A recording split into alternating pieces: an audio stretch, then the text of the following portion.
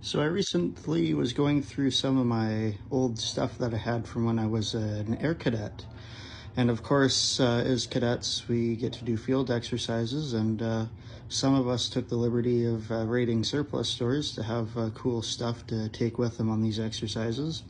And this would have been one of those surplus finds I grabbed back in the day.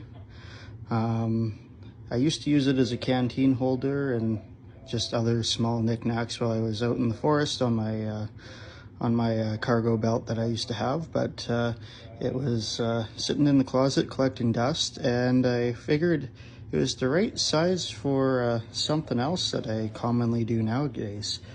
If you look at the back, you can sort of make out underneath these clips that it says small arms ammunition. So this was a surplus ammo bag, but now it serves a different purpose.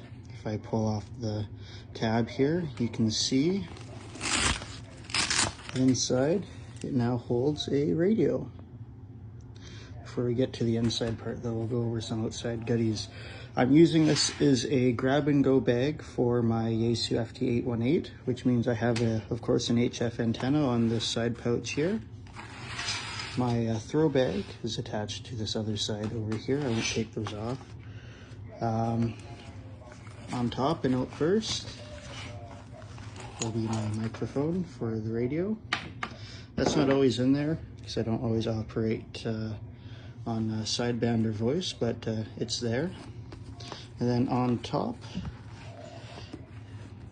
you just sort of grab it out. It is a really tight fit. It obviously was not made for this. Here, let me see if I can slide it out.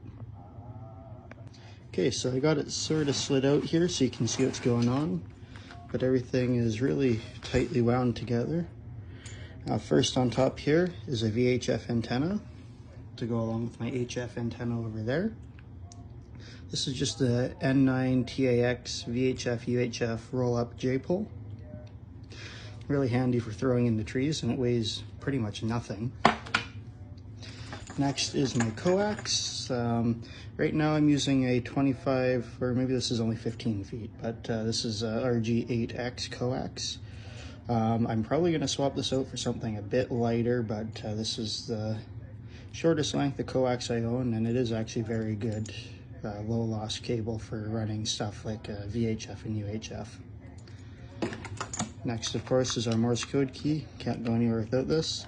CW Morse USA.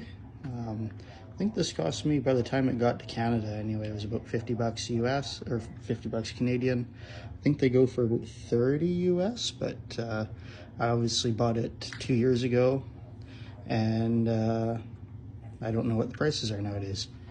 Then of course, the most important part of the puzzle, Yaesu FT-818 on the inside here, and it has the wind camp upgraded battery, so that this is literally everything I need to get on the air for SOTA and POTA if I choose to do so.